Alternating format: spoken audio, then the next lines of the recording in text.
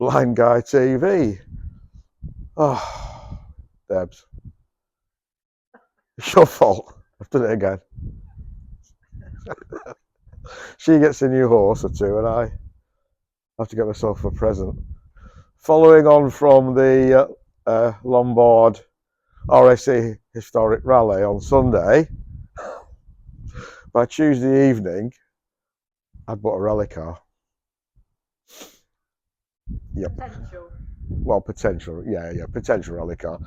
On the rally, there was a red, quite a neat TR7V8, and I love TR7V8s. I've had a few rally cars, and I just hankered after another one. So immediately it went on old eBay, and there it was, wanting me, needing me.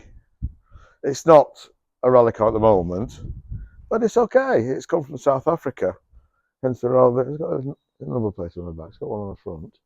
Yeah, hence the rather unusual number plate. It's a TR7. It's a 77, so it'll be S-Reg when it gets UK registered, and it's got a V8 engine with a 5-speed box, 3.5 litre, and it's exactly how British Leyland produced them from the late 70s onwards. Just a little matter of interest, shall we say. The TR7 was 2 litre, okay, and they made them in fixed head. This is a fixed head, although it's got a Webesto sunroof at the moment, and they made them in fixed head form because they were going to be convertible, but the American legislation was changing, and they thought, well, maybe convertibles won't be allowed anymore. Anyway, so they built the 2 litre TR7, which basically was a Dolomite sprint engine without the sprint head. And then by 79, I think it was May 79, the convertible TR7 came out. But before that, they were starting to rally these cars, and they were rallying them, first of all, in a white, blue and red livery, with the Dolomite Sprint engine actually in it. And they were quite fairly successful, but didn't quite have the grunt. Because let's face it, what were they rallying against? They were rallying about Lancia Stratoses, Escorts, BDG Escorts, all sorts of Saab turbos later on, Chevettes, Lotus Sunbeams. So they put the Buick engine Rover version 3.5 litre V8 in it, and it became a TR7V8. So the rally cars were always TR7V8s, whereas when they started producing the road cars later on, early 80s, they were TR8s, and most of them went to America and Canada, and most of them were convertible. I think they made 6 hardtops right-hand drive TR8s. So let's have a quick look around this. This has got a spoiler on, which is going to come off. Believe it or not, it doesn't make it go any faster. Well, probably makes it go slower. But it's got a decent enough body.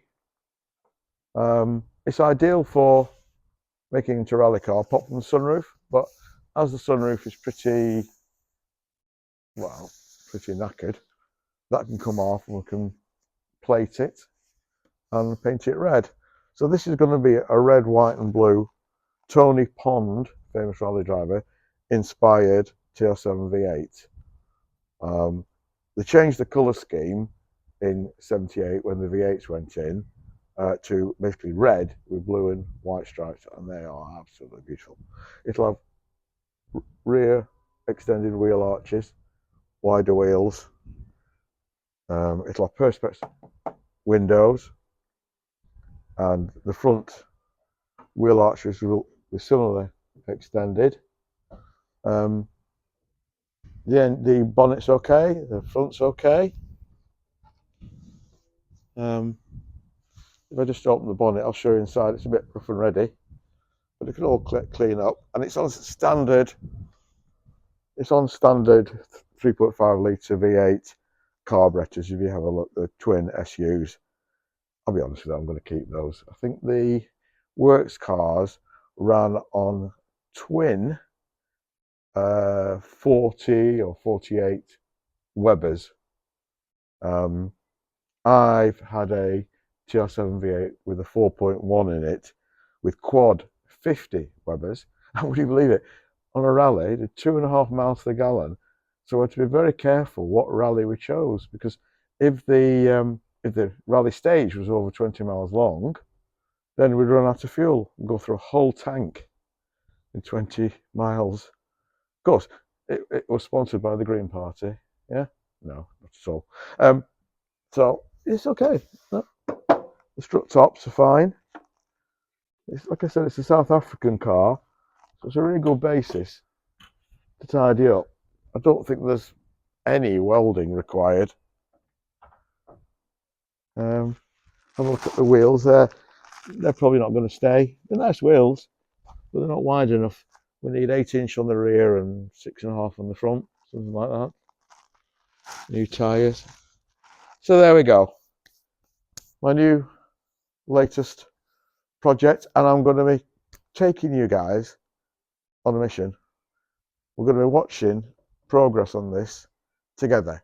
So all you need to do is like the video, click please, and subscribe to the channel if you haven't already. It's all free, doesn't take a second. Click like, click subscribe, please. And from your roving reporter in Wiltshire, and Debbie behind the camera, who's very patient with me on my cars, aren't you? She is. Yeah. All right. Take care. Stay well, everyone. Bye.